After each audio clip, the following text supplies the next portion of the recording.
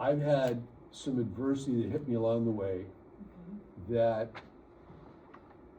they were career-ending adversity moves. They're career-ending. One of them, I'll tell you one of them. One of them was when the company stock first went public. And A.L. Williams could become a public company. And Art Williams says, you can buy the stock pre-issue for $5 a share. Just get your money in, And I said, you know what, that sounds like a pretty good idea.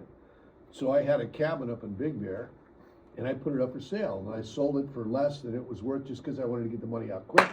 Short sale and get it in there. And nobody told me how to wire money, so I got a cashier's check for $38,000, and I put it in an envelope and licked it and sticked it and sent it to the president of the company. And the stock went public about 2 weeks later, and it went from 5 to 20 in like 2 days. And I thought, kazam! I'm making money, this is good. And then I opened my mailbox, and there was my letter. And the president said the initial public offering was oversubscribed, so you're going to have to buy your stock on the street. So now it's already gone up 4 times by the time I get this check. Now, how am I feeling right now? Oh, yeah. On a 1 to 10, 10 being really pissed. 20. Because if I knew how to wire a check, I would have put it in the first day in the story. Okay. The stock did great. It kept doing great. This was, I believe the month was about September. And the stock topped out on its initial run in, I want to say, January sometime at $65 a share.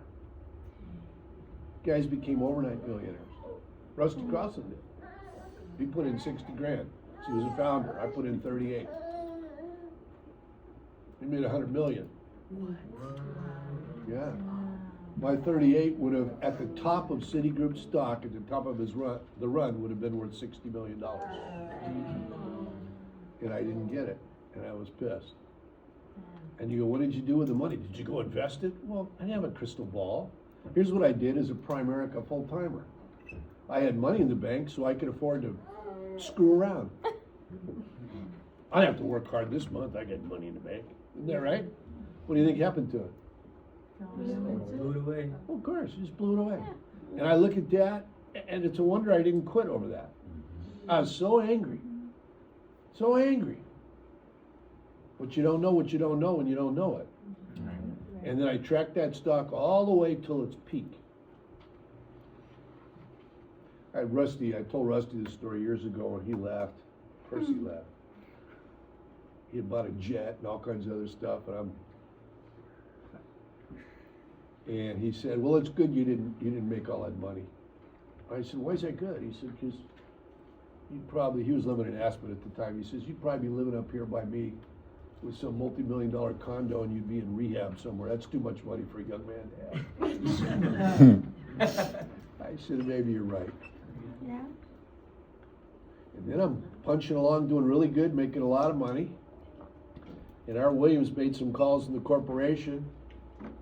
And then the company got bought up by Citigroup. And my business went from here to here. Almost everybody quit. 70% of the company quit. I could have quit. I would have had a good excuse. For the rest of my life, I could have said, I was in that company, but it fell apart, and so did I. That's not what happened. So you're going to have adversity. You're going to have to get off in the corner and pray about it. You're going to have to think about it. You're going to have to think hard about it. And you got to come up with the right answer. And quitting is never the right answer. I haven't seen it. I prayed for this opportunity years ago, and I haven't. Yeah. I really did. I really did, to get out of the studios. I prayed for it. And I asked to work around people that were similar to me in values. I wanted to find out what kind of talents I had that I have not developed, because God doesn't make any junk. And I said, whatever it is we do, I want it to be good for the people we do it with. And I said, and I'll work for half the money. He didn't answer number 4, but the other 3 I got from the day I started here. I work with people that I love, that I care about. We're all about the same, aren't we? Yep. Aren't we? There's nobody in here better than anybody else. We're all about the same. We do good for people. don't we? Mhm. And aren't you doing things now that you never thought you could do before? Yes, yes. Oh my goodness. So I got 1, 2, 3 right away, and I've had them for all the time I've been here. So how could you quit that? But you'll be challenged. You're gonna have challenges. You're gonna have challenges. That's okay. They make you stronger, or they take you out. And I've had a few more since then, but that's all right. It's what's interesting is as you go through them, you go, that wasn't much of a challenge. I dealt with one of those years ago. Bring on the next. It's just like training with weights. You get stronger. Good question. Do you have a third question? Yes,